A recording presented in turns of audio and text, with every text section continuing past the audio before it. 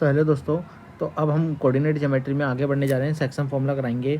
Section formula के मैं आपको सीधा सवाल उठाता हूँ तो आपको जल्दी ज़्यादा समझ में आ जाएगा।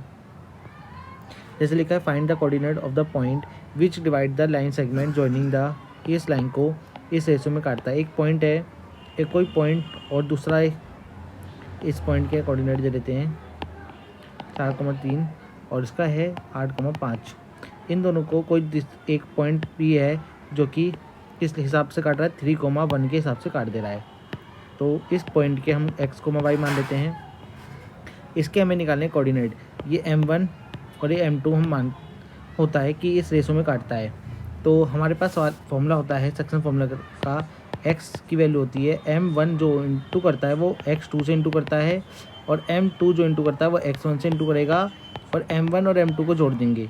आप में देखा भी होगा, रेशो के जब भी सवाल करते हैं तो हम नीचे रेशो के सम को टोटल नीचे लिखते हैं। तो वही चीज़ यहाँ पर करी हमने।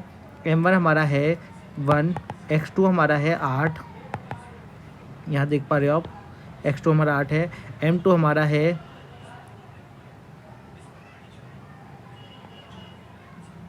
m1 हमारा कितना था, 3 था, और x2 हमारा है, m2 है हमारा 1, और x1 है हमारा 4। तो इंटू करेगा और 1 और 3 को जोड़ देंगे, 1 और 3 को जोड़ देंगे, 4 आ जाएगा, 8 3 24, 4 4 और ये आ जाएगा 28/4, ये हो गया हमारा 7। यानी कि x का कोऑर्डिनेट जो होगा वो 7 होगा, जो इस पॉइंट का। तो इसी प्रकार हम y निकालेंगे, y = m1 y2 और m2 y1 अपॉन में m1 + m2।